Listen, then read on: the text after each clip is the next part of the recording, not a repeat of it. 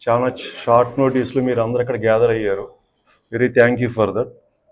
గత కొద్ది రోజులుగా ఇక్కడ జరిగే కొన్ని పరిణామాలు, న్యూస్లు, అవాస్తవాలు అన్నీ చక్కర్లు కొడతా ఉన్నాయి. దాని మీద క్లారిఫికేషన్ ఇద్దామని చెప్పి ఇది ప్రెస్ మీట్ అరేంజ్ చేసాము. మా చైర్మన్ గారు మొత్తం మీకు వివరంగా ఎక్స్ప్లెయిన్ చేస్తారు. నమస్కారాలు తెలియజేస్తా ఉన్నాం. Helapuri Institute of Technology and Science, ఈ college Shri Gayatri Education Society, BM Banjar, Khammam జిల్లా, ఈ ఎడ్యుకేషన్ సొసైటీ స్పాన్సర్షిప్తో ఇక్కడ ఏలూరులో ఈ కాలేజీ నిర్మాణం చేయడం జరిగింది. దీనికి ఫౌండర్ని నేను. ఆ స్థలం కొన్న దగ్గర నుంచి కన్స్ట్రక్షన్ చేసే వరకు కూడా అక్కడే ఒక పాక వేసుకొని, పాకలో కూర్చొని ఆ కాలేజీ నిర్మాణం చేసుకొని ఈ రోజున ఈ యొక్క ఏలూరు ప్రాంత ప్రజలకి అందుబాటులోకి తీసుకొచ్చి గత 15 సంవత్సరాల నుంచి ఈ కాలేజీ రన్ చేస్తూ ఉన్నాం. ఇక్కడ మీ అందరికీ తెలుసు, నేను Helapuri Institute of Technology and Science ఏలూరులో కాలేజీ పెట్టేటప్పుడు ఆ సంవత్సరానికి కంబైన్డ్ స్టేట్లో, అప్పుడు తెలంగాణ ఆంధ్ర కలిసి ఉన్నటువంటి రాష్ట్రంలో 753 ఇంజనీరింగ్ కాలేజీలు ఉండేవి. ఈరోజు ఆ కాలేజీలు 2 రాష్ట్రాల్లో కలిపి 300 లోపులకు పడిపోయాయి కాలేజీలు. అంటే చాలా కాలేజీలు తీసేయటం జరిగింది. ఈ గత 15 సంవత్సరాల నుంచి ఎంతో కష్టకాలం. వాస్తవంగా మాకున్నటువంటి ఆస్తులు నమ్మి ఈ కాలేజీ నిర్మాణం చేశాం. మేము కాలేజీ నిర్మాణం చేసి, మీ అందరికీ తెలుసు, పేరుకి ఇన్స్టిట్యూషన్స్ అన్నీ కూడా సొసైటీ రూపాయన ఉన్నా కూడా మేనేజ్మెంట్ అనేది, వ్యాపారం అనేది లేకుండా రూపాయి వస్తుందనే ఉద్దేశంతోనే చేస్తారు ఎవరైనా. కానీ మేము పెట్టుబడి పెట్టిన దగ్గర నుంచి కూడా ఈ రోజు వరకు దాని నుంచి రూపాయి తీసుకోవడం సంగతి పక్కన పెట్టి, మాకున్నటువంటి ఇంకా అవసరాలను తీర్చుకోవడం కోసం డబ్బులు తీసుకొచ్చి, తెలిసిన వాళ్ళ దగ్గర అప్పులు తీసుకొచ్చి, ఫీజు రీఎంబర్స్మెంట్ అనేది సమయానికి రాకపోయినా కూడా వడ్డీలుగా తీసుకొచ్చి, వడ్డీలతో సహా నిజాయితీగా కడతా ఉన్నాం. కనుక ఈ 15 సంవత్సరాలు ఇంకా కాలేజ్ అనేది రన్ అవుతుంది. ఇంకా అక్కడ లేకపోతే రన్ అయ్యే పరిస్థితి కాదు. నేను నిన్న ఒక వీడియో ఒకరు పంపించారు నాకు, ఏలూరు నుంచి మిత్రులే, మన ప్రెస్ మిత్రులే. ఒక ఇంజనీరింగ్ కాలేజీలో ఆర్థిక మోసాలు, ఆర్థిక లావాదేవీలు, చీటింగ్ జరిగింది, ఫైనాన్షియల్ ఫ్రాడ్ అని పెద్ద పదాలు అన్నమాట. ఫైనాన్షియల్ ఫ్రాడ్, అసలు ఫైనాన్షియల్ ఫ్రాడ్ అనేది ఏంటి అనే దానికి కూడా అర్థం తెలియని వాళ్ళు ఒక న్యూస్ తయారు చేసేసి, ఎవరికో ఇచ్చేసి, డబ్బులు ఇచ్చేసి, పెయిడ్ ఆర్టికల్ లాగా రాపిచ్చేసి ఒక కాలేజీని బదనాం చేసి, 100 మంది విద్యార్థుల జీవితాలు, 100 మంది పై చిలుకు పనిచేసే ఎంప్లాయీస్ పనిచేసే ఒక విద్యా సంస్థని బదనాం చేయాలనే ఒక ఆలోచన ఎందుకు వస్తుంది ఇట్లాంటి వ్యక్తులకు అనేది చాలా దుర్మార్గమైనటువంటి చర్య ఇది. దయచేసి ఏదైనా ఉన్నా నిజానిజాలని మా సెక్రటరీ ఉంటారు, నేను ఉంటాను, అందుబాటులో ఉంటాము.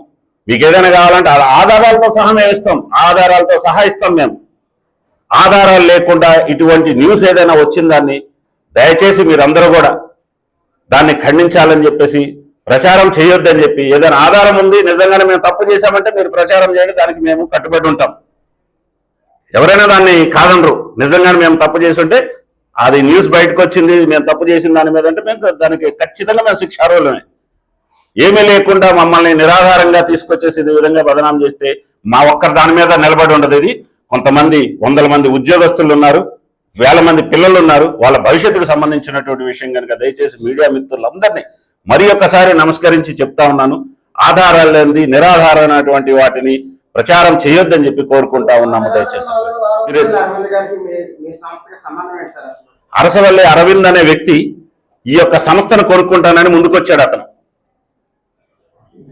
3 సంవత్సరాల క్రితము దీంట్లో కొన్ని వాటాలు కొనుక్కుంటానని, కొన్ని వాటాలకు సంబంధించి కొద్ది అమౌంట్ ఇచ్చి, ఆ కొద్దికి సంబంధించి ఆ పార్ట్నర్షిప్కి సంబంధించినటువంటి దాంట్లో ఇన్వాల్వ్ అయ్యాడు. ఇన్వాల్వ్ అయ్యి మిగిలినది ఏదైతే కమిట్మెంట్ ఉంటుందో కంప్లీట్ చేయలేదు. అవన్నీ కూడా ఆధారాలు ఉన్నాయి, మీకు కావాలంటే ఆధారాలతో సహా పెడతాను నేను. ఆ మిగిలిన డబ్బులు అతను ఇవ్వకపోవడం వల్ల అక్కడ బ్రేక్ అయింది. దీనికి సంబంధించిన మధ్యలో బ్రేక్ అవటమే కాకుండా ఆ డబ్బులు వాయిదా అడిగిన దానికి అమ్మనా బూతులు పెట్టిండండి. మెసేజ్లు దీంట్లో ఉన్నాయి, అమ్మనా బూతులు. నేను ఒక స్థాయిలో, రాష్ట్ర స్థాయిలో తెలంగాణ రాష్ట్రంలో Bharatiya Janata party state executive మెంబర్గా ఉన్నాను. తెలంగాణ రాష్ట్ర విద్యా సంస్థలకి నేను ఒక మెంబర్గా ఉన్నాను. Telangana Bharatiya Janata party education cell కన్వీనర్గా పనిచేశాను. ఇంత హోదా ఉన్నటువంటి, అంటే నేను పనిచేస్తున్నటువంటి, కష్టపడి పనిచేస్తున్నటువంటి నా మీద ఇంటి బూతులకు సంబంధించిన పెడితే దీని మీద మేము ఆల్రెడీ పోలీస్ కేసు ఫైల్ చేస్తున్నాం. సోషల్ మీడియాలో మా మీద ఇచ్చిందని. ఆ రోజు నుంచి అతన్ని మేము కట్ ఆఫ్ చేసేసి మేము మధ్యవర్తికి అప్పచెప్పాం. మధ్యవర్తి ఎన్నిసార్లు పిలిచినా అతని మధ్యవర్తుల దగ్గరికి కూడా రాలేదు. ఇది విద్యా సంస్థ, వ్యాపార సంస్థలు వేరు, విద్యా సంస్థలు వేరు. విద్యా సంస్థలో విద్యార్థులకు సంబంధించిన భవిష్యత్తు డిపెండ్ అయి ఉంటుంది. ఇది ఏదైనా ఉన్నా మధ్యవర్తుల ద్వారా కూర్చొని క్లియర్ చేసుకోవాల్సి ఉంది. మీరు అడిగారు కనుక అరవింద్కి దీనికి ఉన్నటువంటి సంబంధం ఏందని అడిగారు కనుక చెప్తున్నాను నేను. ఎవరైనా సరే ఈ కాలేజీకి సంబంధం లేనటువంటి వ్యక్తులు నిరాధారమైనటువంటి ఏదైనా చేస్తే వాటికి సంబంధించిన మేము పూర్తి ఆధారాలతో మేము చెప్పడానికి, చూపించడానికి మేము సిద్ధంగా ఉన్నాం. మాకు డ్యామేజ్ అవడం కాదండి, విద్యార్థుల భవిష్యత్తు, ఎంప్లాయీస్ భవిష్యత్తు. ఇక్కడ ఉన్నటువంటి స్టాఫ్ దాదాపు 12-13 సంవత్సరాల నుంచి పనిచేస్తున్నారు. లాంగ్ రన్ నుంచి చేస్తున్నటువంటి ఫ్యాకల్టీ ఉన్నారు మా కాలేజీలో. మేము నిజాయితీగా లేకపోతే ఇన్ని రోజులు పనిచేయరు కదా ఉద్యోగస్తులు. తీసుకుంటానని చెప్పేసి వచ్చిన తర్వాత కొంత పేమెంట్ ఇచ్చేసి తను ఏం చేశాడంటే ఏలూరులో ఎక్సెల్లా పేరు మీద హోర్డింగ్స్ పెట్టి దాని కింద వైస్ చైర్మన్ అరసవెల్లి అరవింద్ అనే ఇచ్చాడు. అసలు ఆ పదవి మా బోర్డు ఇవ్వలేదు, ఏమి ఇవ్వలేదు, తనకు తానే వేసేసుకున్నాడు.